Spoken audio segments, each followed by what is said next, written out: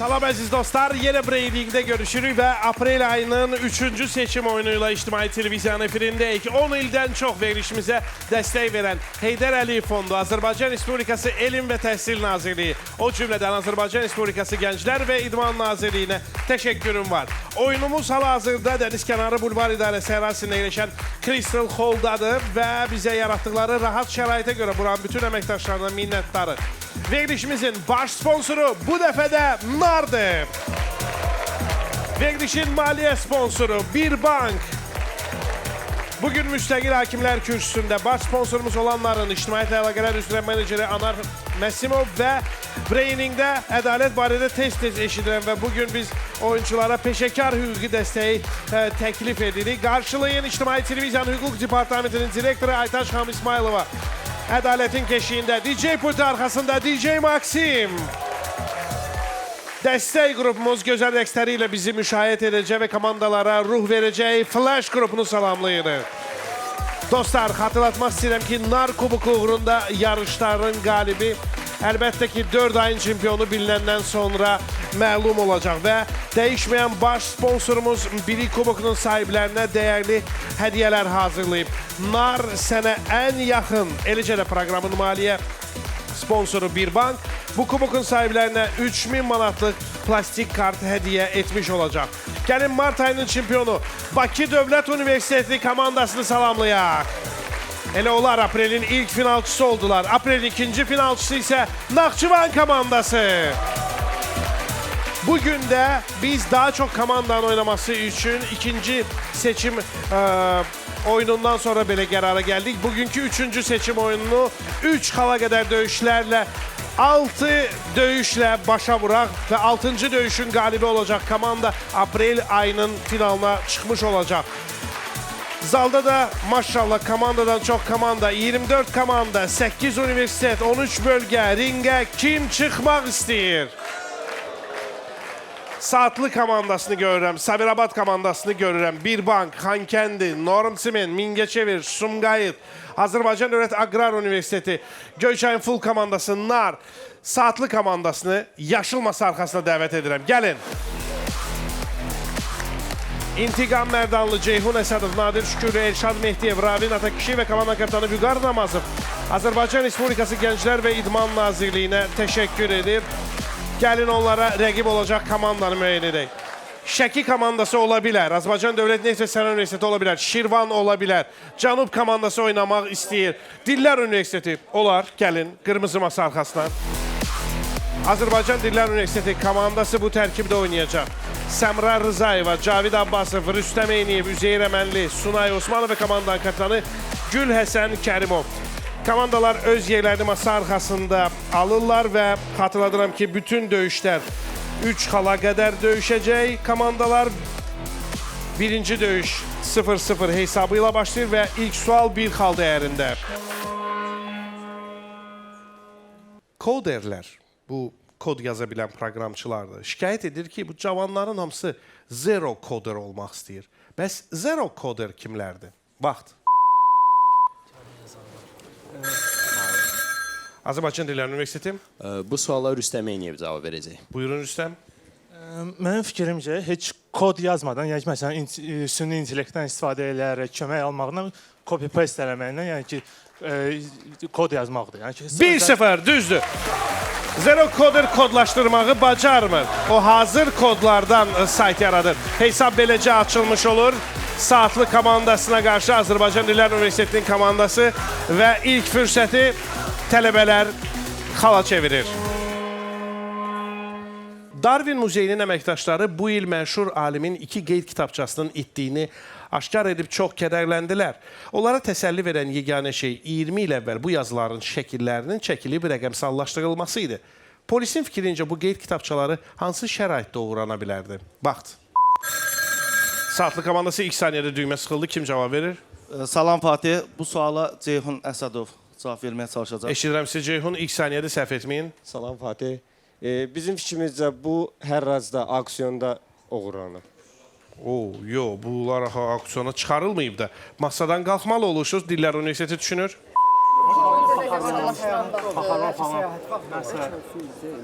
Elə şey olan vaxt o şəkillər çıxarılan vaxt. Həmin şəkillər çıxarılan. Şəkil çəkilir. Vermə formulovka eləyir. Mən şey edəcəm, mən təşkil Cavid mənə verir. Zəhmət olmasa Cavid Abbasov üçün sualı təkrarlayasınız. Cavid, sizin fikrinizcə, daha doğrusu polis necə düşünür? Bu qeyd kitabçaları hansı şəraitdə uğurlana bilərdi?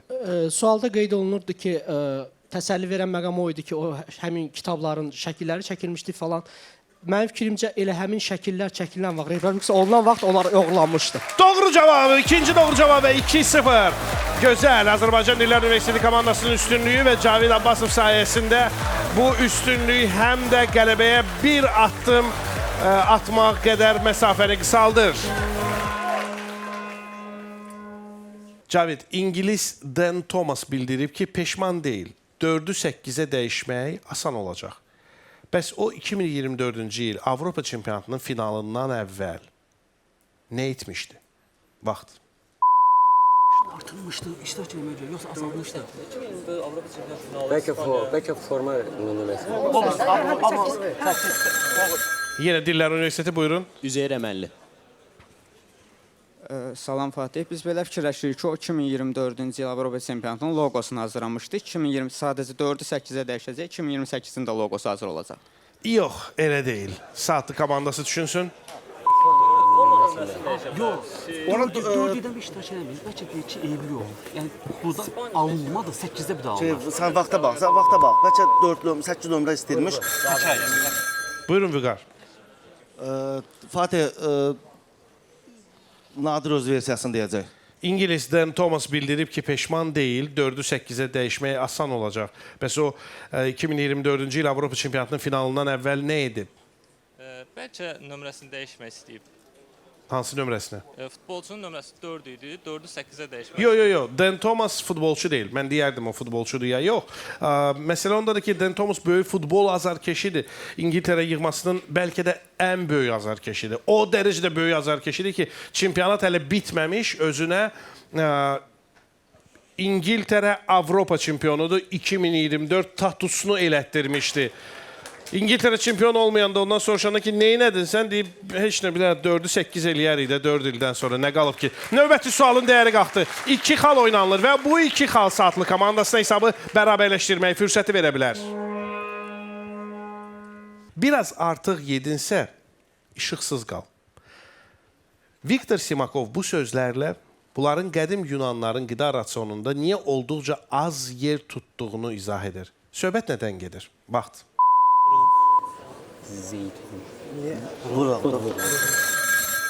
Saatlı komandası. Fatih, intiqam bərabərləşdirmək istəyirsən. Bəlkə bu zeytun yağı ilə bağlıdır. Çünki onu işıqlandırmaq üçün istifadə edirdilər qədim Yunanistanda. Cavab nədir? Zeytun yağı. Yox. Dillər Universiteti düşünür.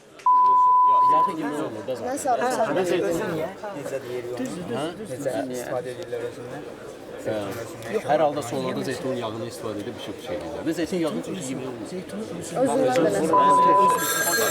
Buyurun.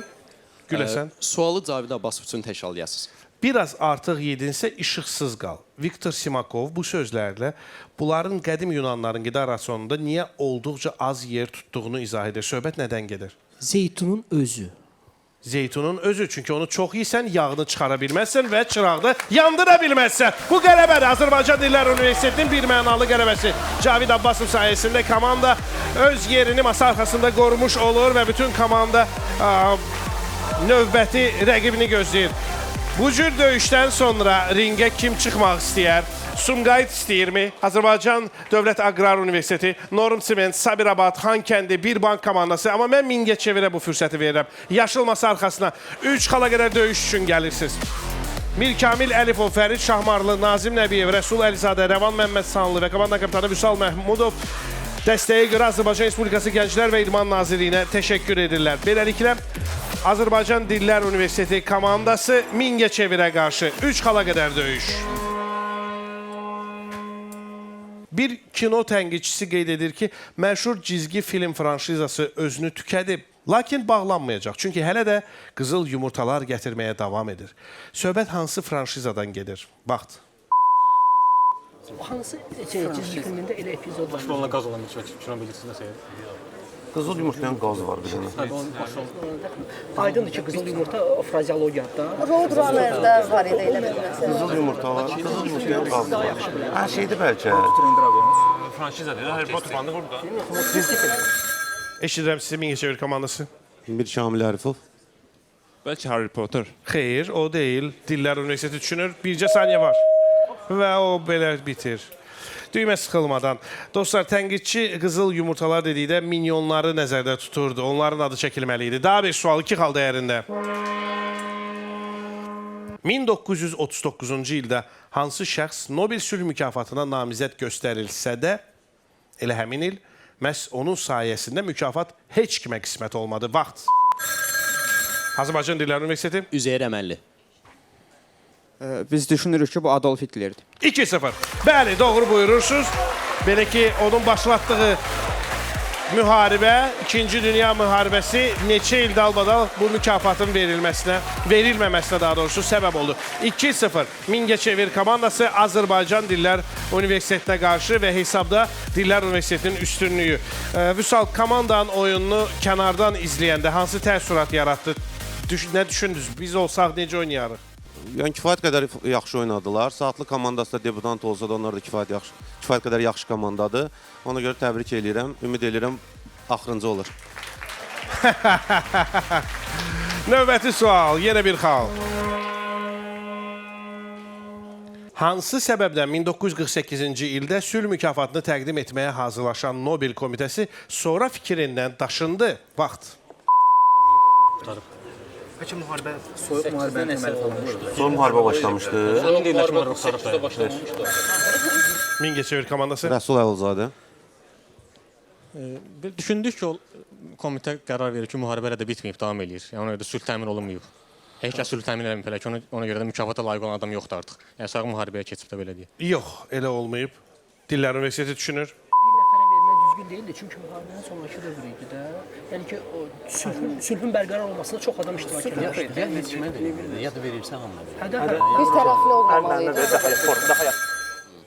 Güləsən. Zəhmət olmasa sualı Cavid Abbas üçün təkrarlayırsınız. Cavid, hansı səbəbdən 1948-ci ildə sülh mükafatını təqdim etməyə hazırlaşan Nobel komitəsi sonra fikrindən daşındı? 48-ci ildə Bəli. kim var idi namizəd? Söhbət ondan gedir. Belə bir fikir formalaşa bilərdi ki, sülhün bərqərar olunmasında bir nəfərin yox, bir çox şəxsin töhfəsi var. Ona görə bir nəfərə Nobel mükafatını vermək ədalətsizlik olardı. Nobel komitəsinin fikrincə ən layiqli namizəd Mahatma Gandhi idi. Lakin o öldürüldü və mükafat heç kimə verilmədi. İndi siz rəqiblərinizə hesab arasında fərqi götürmək və hesabı bərabərləşdirmək imkanı verirsiniz. 2018-ci ildə Moskvanın rayonlarından birində parklamanı məhdudlaşdırmaq üçün quraşdırılmış beton yarımkürələr 2 rəngə boyanmışdı. Onları nəyə bənzətmişdilər? Vaxt. Mingəçevir komandası kim cavab verir? Fərid Şahmarlı. 2018-ci ildə orada dünya çempionatı keçirilirdi. Ola bilsin ki, futbol topuna. Rusiyada, bəli. 2018 2018-ci ildə Rusiyada dünya çempionatı. və bu yarım kürələr necə topa bənzədilə bilərdi? Ağ-qara formada belə, ümumiyyətlə yox, dünya çempionatının rəsmi topuna bənzədirdilər də onu. Yəni 2-2. Həmin il Rusiyada futbolcuya dünya çempionatı keçirilirdi və bu sual imkan verir ki, Mingəçevir komandası sözünün üstündə dayansın və bəlkə də Azərbaycan Dillər Universitetinin bu qələbəsini sonuncu etsin. Diqqət, həll edici sual. Bayaqki sualda qeyd etdiyimiz o beton yarımkürələrin fotoları yerləşdirilmiş sosial şəbəkələrdəki postlardan birində bir istifadəçi zarafatla demişdi ki, tezliklə bəzi müəssisələrin işi artacaq. Söhbət hansı müəssisələrdən gedir və niyə? Vaxt. Mingəçevir komandası. Fərid Şahmarlı. düşünək ki, bu travmatoloqla, həkimlərə aiddir ki, çünki ora zərbə vurmaq istəyəcəklər, ayaqları qırılacaq o betondan. Düppələm düz cavab. 3-2 və Mingəçevir komandası 2-0 uduzduğu halda bax beləcə qalib ola bilir. Bu o deməkdir ki, komandanın bilavasitə aprel ayının finalına çıxmaq üçün şansları böyümüş oldu. Azərbaycan Dillər Universiteti qələbəni belə asanlıqla rəqibə verməli değildi. Amma bunu bacardılar. Hər halda ringə başqa kim çıxmaq istəyir? Lənkəran, bəlkə Gəncə, Quba, Briç komandası, Bakı Dövlət Universiteti, yenə Azərbaycan Tibb Universiteti Şəki belə oynaya bilər, amma Azərbaycan Dövlət Neft və Sənaye Universitetini mən qırmızı masa arxasına dəvət edirəm. Komanda bu heyətdə meydana çıxır. Nicat Əzimzadə, Pünhan Dadaşov, Rəşad Şahveranov, Eldar Həsənli, Tahir Quliyev və komandanın kapitanı Mail Babaşov. Daha bir tələbə komandası Mingəçevirə qarşı. Mingəçevirin təcrübəsi imkan verir ki, komandanı hələ tribunadaykən belə deyək də ölç-biç eləsin. Vüsal, bəs indi oturduğunuz yerdən tribunadakı komanda necə görünürdü? Dövlət Neft və Sənaye Universitetinin heyətini necə qiymətləndirir? Siz axı uşaqları tanıyırsınız. Bəli, hər birini yaxından tanıyırıq. Onlar da uzun, belə deyim də, bu mövsüm başlayandan etibarən oynamamışlar. Belə başa düşürəm ki, onlar da acıdılar, biz də acıq. Görək bu axşam kim yeyəcək. Siz yəqin ki, qələbəyə ac olduğunuzu demək istəyirsiniz. Təbii ki, təbii ki. Bir xal oynanılır. Və nuş olsun. Xəzərin sahilində tutduğunuz balığı böyük bir çənə doldurub başqa şəhərə ya da ölkəyə diri-diri aparmaq qərarı versəz, balıqlar hərəkətsiz qalacaq və ünvan başına diri çatmaya bilərlər. Suyu mexaniki qarışdırmağın da köməyi dəyməyəcək. Bəs hərəkət üçün bu böyük çəndə nə çatışmır? Vaxt. Xəzərin su olmalı. Xəzərin su olmalı. Yox, heç bəlkə prujun çatmır, belə özü ləngər vurur, şey eləyir. Xəzər çatışmır, külək yaxşıdır.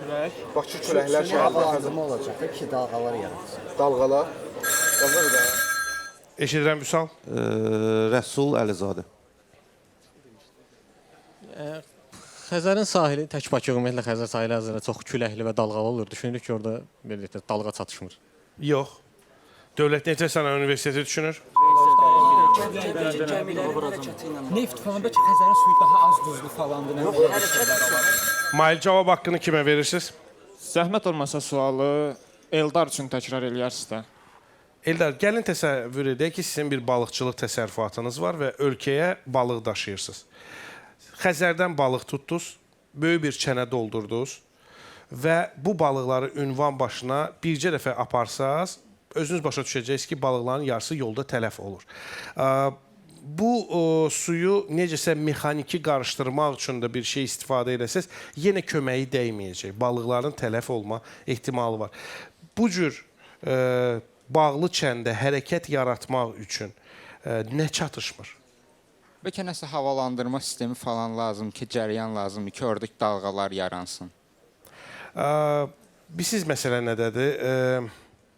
Vacib olan tutduğunuz balıqları hərəkətə gətirməkdir. Onlar diridirlər. Sadəcə onlar həm də hərəkət etməlidirlər. Bunun üçün də onların həyatı bir təhlükəsi olmalıdır. Bir neçə yırtıcı balıq çəndəki bütün balıqları canının dərdindən hərəkətə gətirəcək. Növbət sualın dəyəri qalxdı. 2 xal oynanılır. Sərkərdə Hannibal müxtəlif tayfa və ölkələrin başçıları ilə rahat dil tapa bilirdi. Bəs Hannibal barədə kitabda bununla bağlı yazılan hissədə hansı əcnəbi mənşəli söz xatırlanır? Vaxt. Bu suala Pünhan cavab verəcək. Poliglot. Doğru buyurursunuz. Hannibal uşaqlıqdan müxtəlif dilləri öyrənmiş və bu sonradan sərkərdənin köməyinə çatmışdı. Üstünlüyü Azərbaycan Dövlət Neft və Sənaye Universitetində. Daha bir sual. Türkiyənin 12 Şubat adlı ilçəsinin adı İstiqlal müharibəsinə görə verilib. Siz isə bu ilçənin hansı ildə, yəni hansı vilayətdə yerləşdiyini mənə deməlisiniz. Vaxt. Mingəçevir komandası. Fərid Şahmarlı. Düşünək ki, bu Sakarya'da. Ora deyil. Masadan qalxırsınız. Fevraldır da, yəni fevralla bağlı. Çanaqqala martda olur. Fevral martda. Qəşəngdə Çanaqqala. Çanaqqal başqa nə ola bilər? Yaxşı, başqa nə? Kırıkkale, İzmir ola bilər. Bəlkə paytaxtda da Samsun'a çıxdı. Samsundur bəlkə. Ver mənə. Eldar cavab verəcək. Təkrar eləyərsiniz zəhmət olmasa. Türkiyənin 12 Şubat ilçəsinin hansı ildə, yəni vilayətdə yerləşdiyini deyin.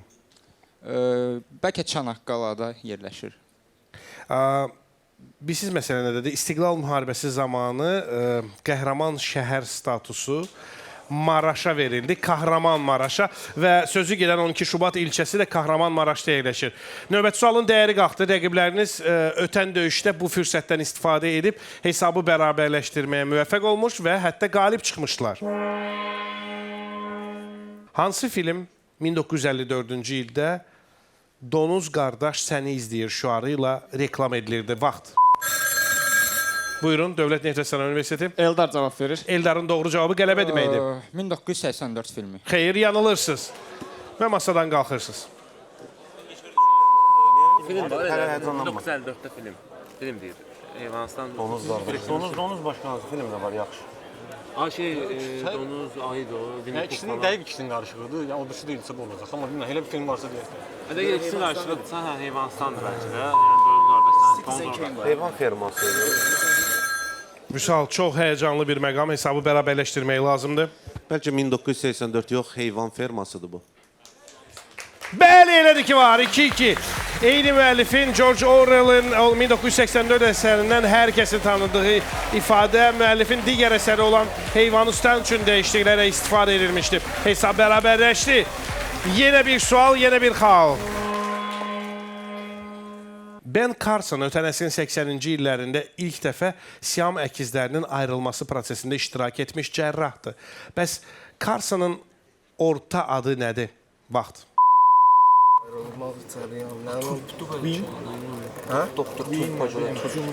Orta adı. Ayırmaqla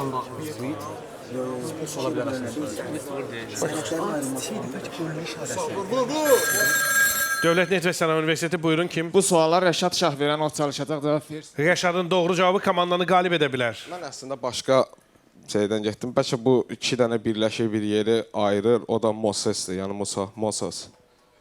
Oyda. Dini bilikləriniz bəs etmədi bu sualı doğru cavablandırmağa. Mingəçevir düşünür.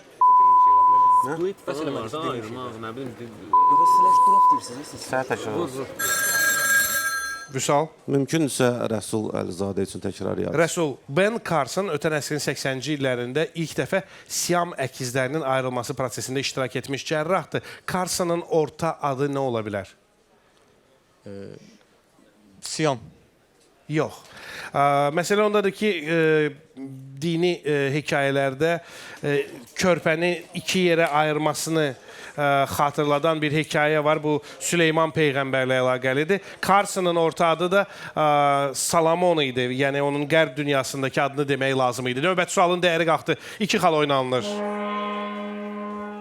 Çində yaxşı yol ifadəsi hərfi olaraq əlverişli külək arzulayıram mənasına gəlir. Bəs hansı nəqliyyat növü ilə səyahətə çıxan insanlara Çində yaxşı yol arzulamırlar? Vaxt. Yaşıl masada fay start. Düyməsi xan masadan qalxır. Dövlət Neftə Sənaye Universiteti qalan vaxtdan qələbə üçün istifadə edəcək.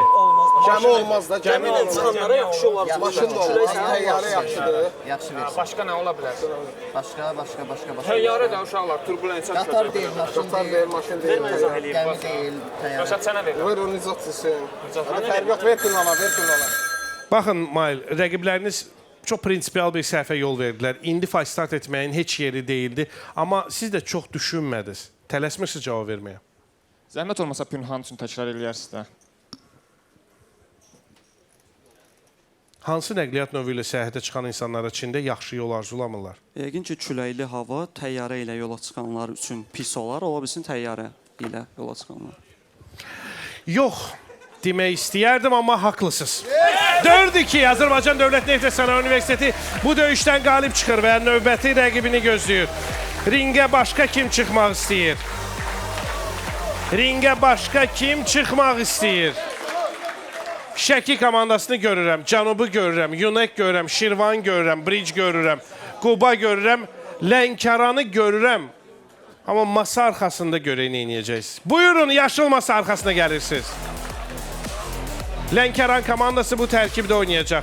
Dilarə Rəfi, Səbinə Kərimli, Əhməd Əliyev, Vüqar Babazadə, Ağasəv Məhrəmov və komandanın kapitanı Şərif Məcidzadə.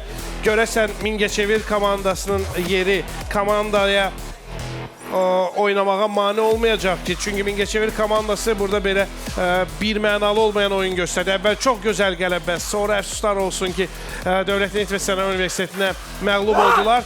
Qısa məsafədə arzuladığı nəticəni göstərmək bəlkə biraz çətin, amma hər halda 3 xala qədər növbəti döyüşdən öncə musiqili time-out və bugün qonağımız Elnarə Xəlilova və İlkin Hüseynov.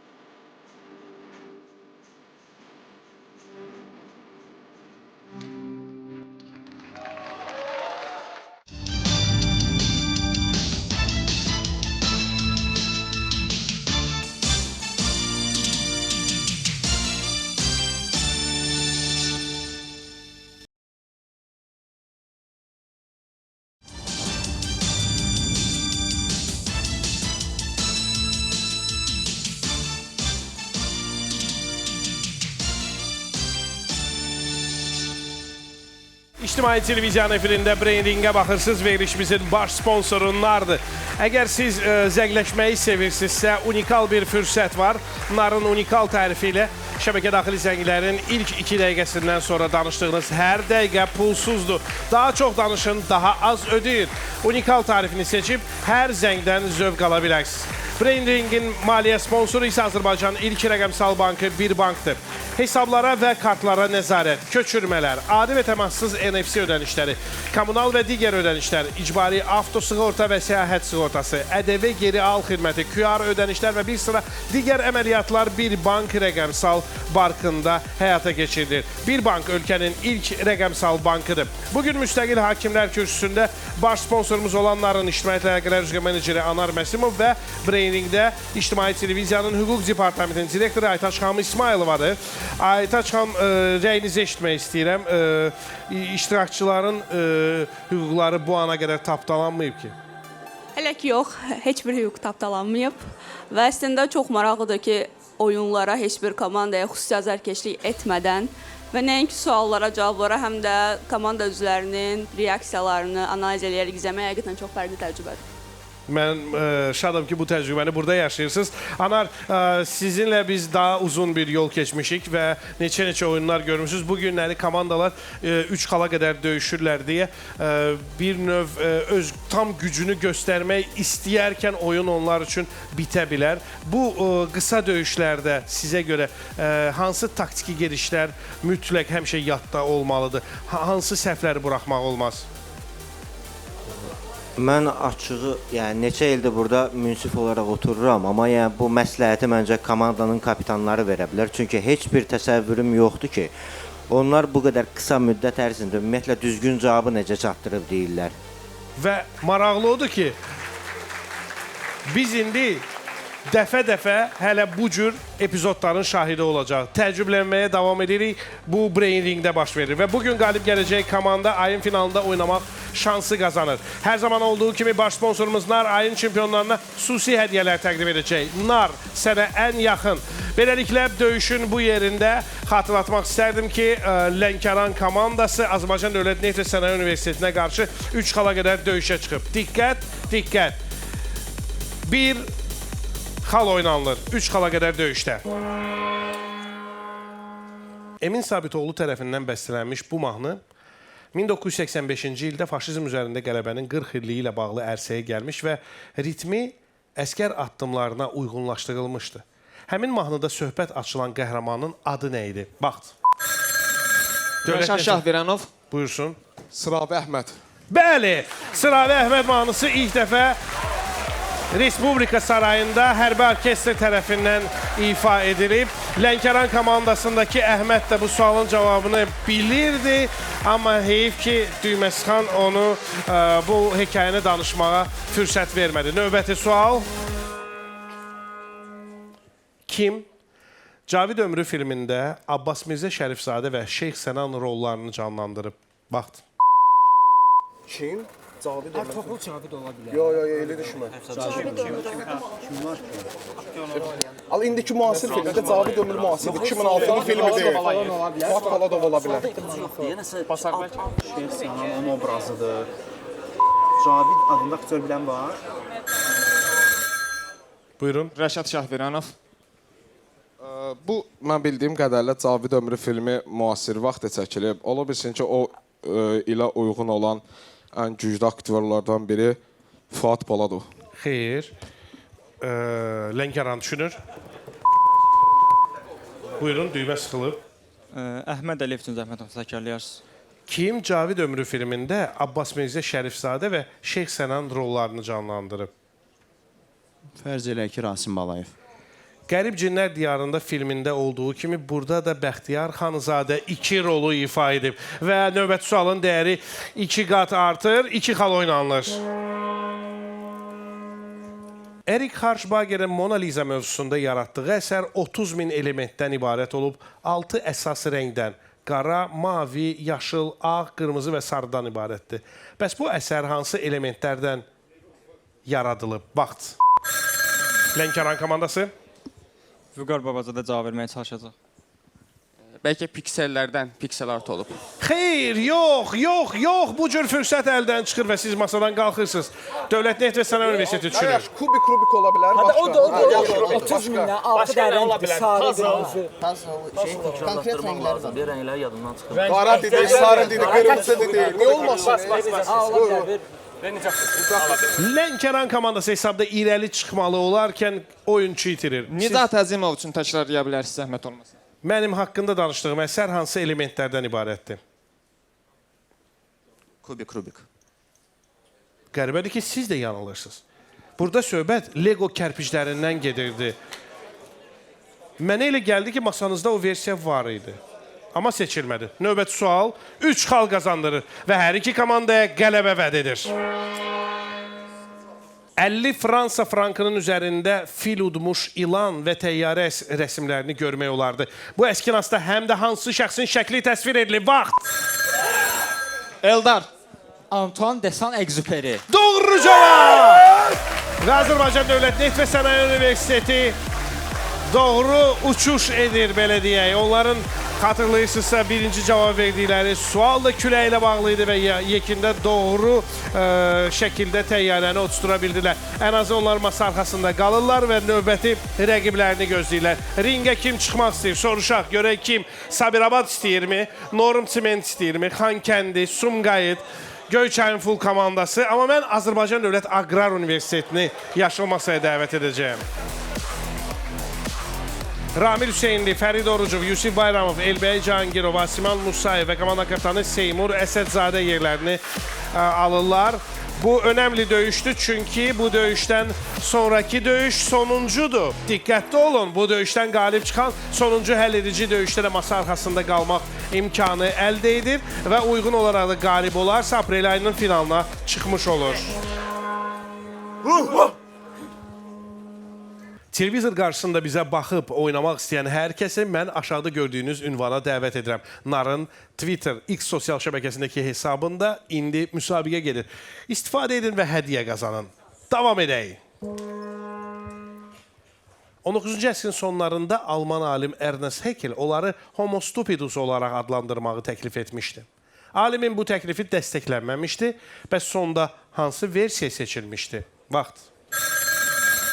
Dövlət Neft və Sənaye Universitetinin masasında Falstart düyməsi sıxan masadan qalxır. Qalan vaxt Azərbaycan Dövlət Aqrar Universitetinin. Neandertallar bəlkə Neandertal. Neandertal yaxşı da, bu insan bir bazar. Homo stupidus axmaq Neandertal. Neandertal masası. Neandertal Almaniyadaydı, Almaniyada tapıldı. Neandertal. Seymur, kimin versiyası xoşunuza gəldi? Salam Fatih, suala Fərid Orucov cavab verəcək. Bəs kimin versiyası xoşunuza gəldi? Komandanın ümumi versiyası xoşuma gəldi. 2 versiya vardı, amma Fərid yekun versiyanı səsləndirsin. Maraqlıdır. Bir daha salam Fatih. Fikirləşirəm ki, Neandertal insan da məhz Almaniya mənşəli bir sözdür, ona görə olsun Neandertal. 1-0. Hesabı siz açırsınız. Ağıllı insanlar olan Homo sapienslərlə müqayisədə beyinləri o qədər də inkişaf etməmiş Neandertal adamları Alman bioloq Haeckel Homo stupidus deyə adlandırırdı. Neandertalların ilkin qalıqları da elə Almaniya ərazisində tapılmışdı. Daha bir sual, yenə bir xal. Nədən sonra Avropada bəzi restoranları kabus mətbəxli restoranlar adlandırmağa başladılar? Vaxt. Kimsə ölübdü bəlkə. Avropada. Bəlkə dünya müharibəsindən sonra.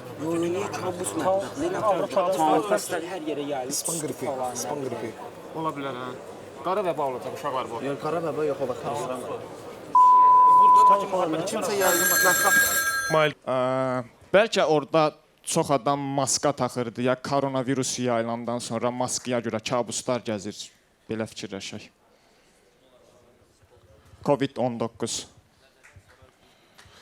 Düz buyurursunuz ki, bəli, pandemiyadan sonra bu baş verib. Bəzi restoranlar ancaq çatdırılma üçün işləməyə başlayanda həm var idilər, həm də yox idilər. Kabus kimi gəzirdilər. Növbəti sual yenə bir xal dəyərində. 1926-cı ildə Hamlet əsəri ilk dəfə Azərbaycan dilində tamaşaya qoyulmuşdu. Bu əsərdən sonra Cəfər Cabbarlı teatrda rejissor köməkçisi kimi çalışmağa başladı. Həmin tamaşa zamanı Cəfər Cabbarlının məşqlərdə olmasının səbəbi nə idi? Vaxt. Pünhan cavab verir. Yəqin ki, tərcümə üçün oradaydı. Tərcümə etmək üçün. Yox. Tərcümə etmə söhbətin deyil. Əsəri vaxtda nə idi? O bilirdi. Bütün şeyləri Aktyorluq şey idi məsələn, hər şey o bilirdi. Onun dedikləri əsasında yazdı. Okey də, özün bilən konkretləşdir. Seymur. Fatih, zəhmət olmasa mənim üçün təkrar edərdiniz. 1926-cı ildə Hamlet əsəri ilk dəfə Azərbaycan dilində tamaşaya qoyulmuşdu. Bu əsərdən sonra Cəfər Cabbarlı teatrda rejissor köməkçisi kimi çalışmağa başladı. Həmin tamaşa zamanı Cəfər Cabbarlının məşqlərdə olmasının səbəbi nə idi? Fərz edək ki, o əsəri özü tərcümə eləmişdi və bütün mətni bilirdi. Rejissora da köməkli edir ki, harda belə deyək, aktyorlara və rejissora harda nəyi demək lazımdır, harda düzgün dedi, mətni səhv dedi və bu kimi düzəlişləri edirdi. Bu isə tam dəqiq cavabdır. 2-1. 2-1 Azərbaycan Dövlət Aqrar Universitetinin üstünlüyü. Həqiqətən də məşqlərə qədər tərcümə artıq hazır idi. Sadəcə tərcümə ilə bağlı hər hansı sual yaranarsa, tərcüməçi də əl altında olsun deyə onu teatra işə götürmüşlər. 2-1. Növbəti sual yenə bir xal dəyərində. Şimali Karolinada bir qəribə qanun var. Xoşbəxtlikdən ona əməl olunmur, yoxsa heç bir karaoke işləməzdi. Bu qanun nəyi qadağan edir? Vaxt. Niyə? Axşam musiqi dinləmək, axşam saatlarında. Niyə axşam? Doğru mu bəlkə? Yox, gözlə. Sözsüz musiqi yazmaq. Sözsüz musiqi niyə olsun ki, karaoke işləməz. Bəlkə kiminsə musiqisini başqası oxuya bilməz. Buyurun. Gəlin fərz eləyək ki, məsələn, müəllif hüquqlarına görə sən başqasının musiqisini oxuya bilməzsən. Ona görə də karaoke-də işləməzdir. Kim karaoke öz mahnısı ilə gəlir ki? Elə ona görə işləməzdir. Yox, qalan vaxt Azərbaycan Dövlət Aqrar Universitetinin. Ümumiyyətlə bəlkə mahnı oxumaq. O deyir kiminsə mahnısı var. Bəlkə Gecə vaxtı mahnı oxumaq. Gözəl fürsət yaranıb sonuncu seçim döyüşünə qala bilərsiniz. Düzgün cavab versəz. Gəlin Ramil Senli üçün sual təşkil zəhmət olmasın. Şimali Karolinada bir qəribə qanun var. Xoşbəxtlikdən ona əməl olunmur, yoxsa heç bir karaoke işləməzdi. Bu qanun nəyi qadağan edir? Salam Fatih.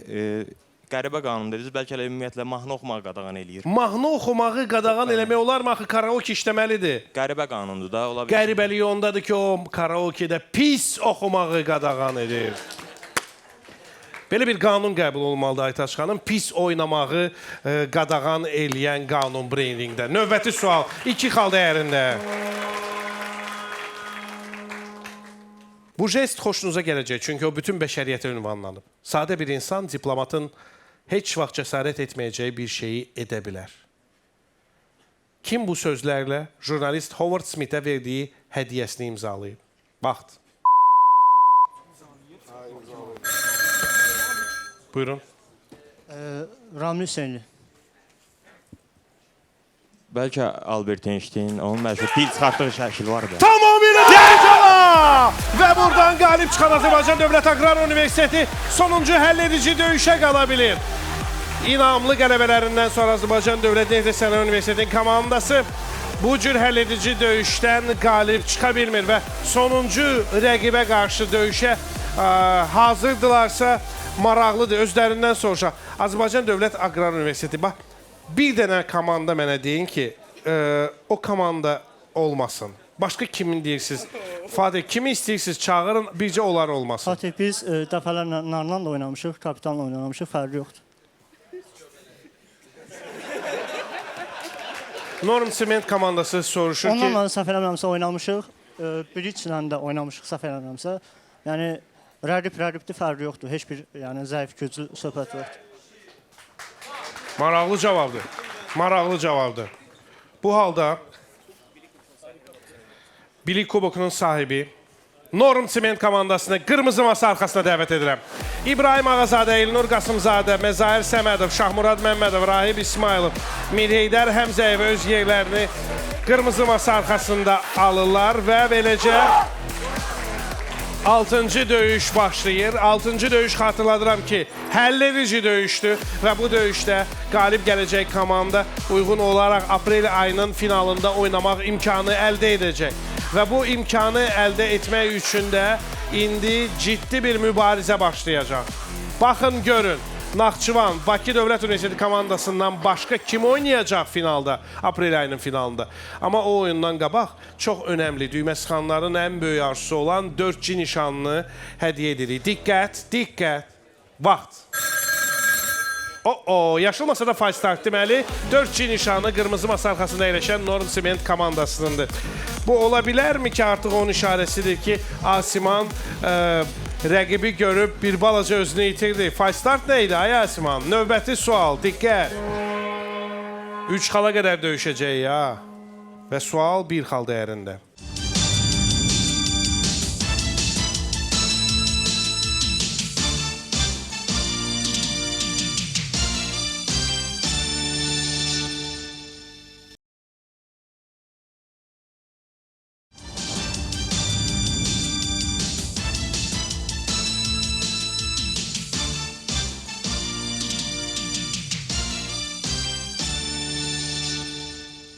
Heydər, tenis sevirsinizmi, oynuyorsunuzmu? Sevirəm, amma oynamıram.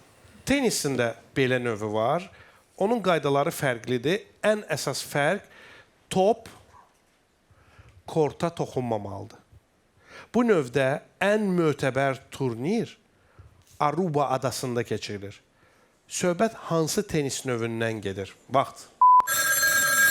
Azərbaycan Dövlət Aqrar Universiteti, buyurun. Fəriz Orucov. Fərz edək ki, bu olsun çimərlik tenisi. 1-0. Daha çox çimərlik voleybolu və futbolu tanınır. Qum örtülü kortda top təbii ki sıçraya bilmir.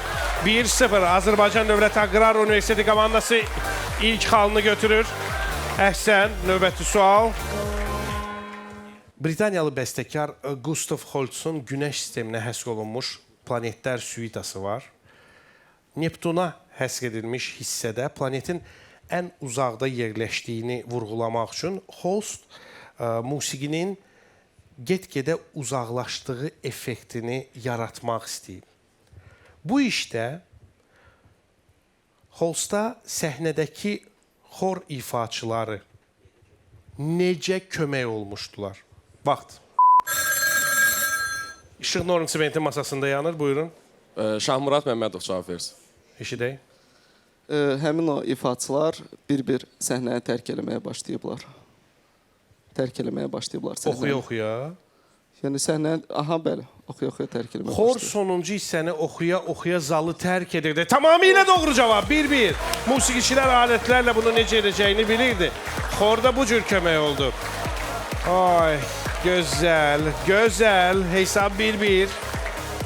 Xüsusilə gözəl olan odur ki, xor barədə hər şey bilən Norm Sement komandasına bu sual düşür və xal qazandırır. Növbəti sual yenə bir xal dəyərində.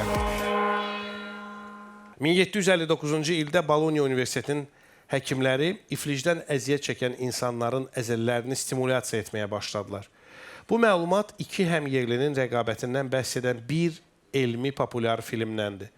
Bu iki şəxsi deməlisiz. Vaxt. Norm Sement komandası kim cavab verir? Adı nə idi? İbrahim cavab verəcək. Kalivani ilə Volta. İbrahim, birinci dəfə belə bir şey görürəm ki, adın nə idi soruşur. Kapitan oyuncudan. Niyə adınızı bilmir ki? Komandaya yeni oyuncuyam ona görə. Bəs necə komandaya sizi götürüblər ki, sizin adınızı bilmirlər? Bilirlər, zarafat edir. Gəncə komandasından sonra ilk dəfədir belə bir şeyi mən heç vaxt gözləmədiyim Norm Sement masasında şahid oluram. 2-1. 2-1. İbrahim, onlar bilmir. İbrahim, onlar bilmir, amma biz sizi daha yaxından tanımaq istəyirik. Sizi komandaya kim gətirdi? Səbuy Göyşov. 10 tamam vasitəsindən gəlmişəm. Yəni o gəlmədi deyə bu həftə məni əvəz edərsənmi? Aha, elə bir şey oldu. Elə bir şey oldu. Qəribədir. Bəs hansı oyun bacarığınıza güvənib öz yerini sizə təhvil verdi? Təcrübəmə görə ola bilər. Oynayırsınız deməli. Harda oynayırsınız?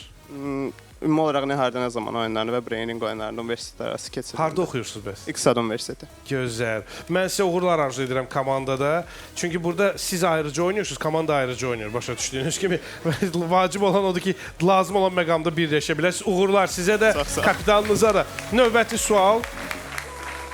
Bir xal dəyərində. İbrahim, ötən əsrin ortalarında yazıcı Ernesto Sabato yazırdı ki, İsveçrə qadınları hər gün öz ölkələrini süpürürlər. Bəs onlar yığılmış zibilləri hara atırdılar? Vaxt. O digər ölkələrin arasında dağdan aşağı. İsveçrə dağlıq ərazi, dağdan aşağı. Digər ölkələrin arasında. Buyurun, Seymur. Yusuf Bayramov cavab versin. Yusuf indi hesabı bərabərləşdirə bilər. Görək nə cavab verəcək. Biz belə fikirləşirik ki, İsveçrə dağlıq ölkədir. Böyük ehtimal qonşu ölkələrin ərazisinə süpürüb atırdılar, yəni öz zibillərini. Yox, elə deyil. Norm Sement düşünür. Bəlkə sayıqlıza deyil, o vaxt eləyə bilərlər. Bilməm, Məncə olmalıdır. Almaniya orta müharibəyə düşür, Almaniya ola bilər yəni. Norm Sement komandası buyurun. Kim cavab verəcək? Konkret olaraq qonşu ölkə yox, məncə Almaniya atırdılar məhz. Dostlar, yazıcı belə zarafatçıl fikri ilə bu iki ölkə arasındakı küçələrin təmizliyinə münasibət bildirmək istəmişdi və çox səliqəli İsveçrə ilə qonşu olan daha çirkli və daha səliqəsiz küçələrə sahib İtaliyaya atdığına burada eyham vurmuşdu. Növbəti sual 2 xal dəyərində. Ötən il Portuqaliya hökuməti Cristiano Ronaldo'nun şərəfinə sikkələr buraxmışdı. Bu sikkələrin dəyəri nə qədər idi? Vaxt. Norm Sement komandası düymə sıxıldı. Kim cavabı? 7. 7? 7. 7 doğru cavabdır. 4-1 və Norm Sement komandası beləcə aprel ayının finalına getdi. Əla. 7 və onlar getdi. Bir həftədən sonra qayıtmaq üçün. Dostlar, aprel ayının final oyununda oynayacaq 3 komandanın adı bilinir. Bakı Dövlət Üniversiteti komandası, Naxçıvan komandası və indicə Norm Sement komandasının adı bilinir. 4-cü komanda hansı olacaq və final necə cərəyan edəcək? Bütün bunlar hamısı bir həftədən sonra ictimai televiziyada. Həmçinin mən bugün də mənimlə olduqlarına görə, ədalətin keşiyində durduqlarına görə müstəqil hakimlərimizə təşəkkür edirəm. Bizim müstəqil hakimlərimiz baş sponsorumuz olanların İctimaiyyətlə Əlaqələr üzrə meneceri Anar Məsimov və İctimai Televiziyanın Hüquq Departamentinin direktoru Aytaç xanım İsmailova idi. Təşəkkürlər axşamı bizimlə bərabər keçirdiyiniz üçün. Görüşənədək.